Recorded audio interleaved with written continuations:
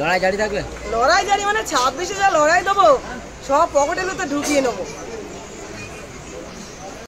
সওগাত মোল্লা সাহেব তিনি এবার কোনভাবে ছুটবে, এবার রাস্তা খুঁজে নিক। আমাদের নেই ভাঙড়ে এখন মহিলা যুবকদের মিলিতভাবে ভাঙড়ে রক্তদান শিবিরের আয়োজন, কি বলবেন? যুবকদের মহিলাদের রক্তদান শিবির আলাকুলি ভোগালী 1। আমাদের রক্তদান শিবির দেখে ওদের একদম মাথার ব্রেনটে কাজ হচ্ছে না। এই জন্য কাজ হচ্ছে না, আমাদের যেখানেই নওশাদ ছোট ভাইজান যেখানেই আমাদের রক্তদান শিবির করছে সেখানে ব্যাপক হারে সবাই মহিলা বলো আর পুরুষ বলো যা রক্ত দিচ্ছে, ডোনার এখানে পুরো ভর্তি হয়ে যাচ্ছে।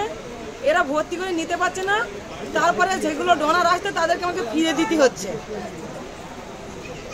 এবং কি বলবেন এই যে মানুষের ভিড়, মহিলাদের বারংবার অভিযোগ উঠছে ভাঙড়ে কোনো অস্তিত্ব নেই, মহিলাদের এত সাহসিকতা কোথা থেকে আসছে, কি বলবেন? আবার বলে অস্তিত্ব নেই, অস্তিত্ব ঘোষণার জন্য রেডি হয়ে গিয়েছে সওগাত মোল্লা সাহেব।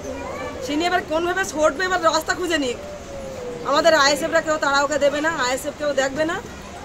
কাইজার আর আরাবুল যে হারে ওনার পিছনে লেগে আছে, আমার তো মনে হয় লোক। ভাঙড়ে কি বলবেন সাধারণ মানুষের জন্য যে রক্তদান কালকের আয়োজন আর তার আগে এত মানুষের ভিড়? আজকের আইএসএফের এতগুলো লোক ভিড় ওরা দেখছে, দেখে ওটা আর কি মনের বল হারিয়ে ফেলেছে, কিন্তু মুখে সাধছে না। মুখে বলছে জিতবো, মুখে বলছে যে ওকে ধরবো, মুখে বলছে যে বাপের বাসায় লড়াই করে দেখাক। ওদের থমনাটাই আছে, আর কিছু নেই। লড়াই জারি থাকবে? লড়াই জারি মানে 26-এ যা লড়াই দেবো সব পকেটের মধ্যে ঢুকিয়ে নেবো।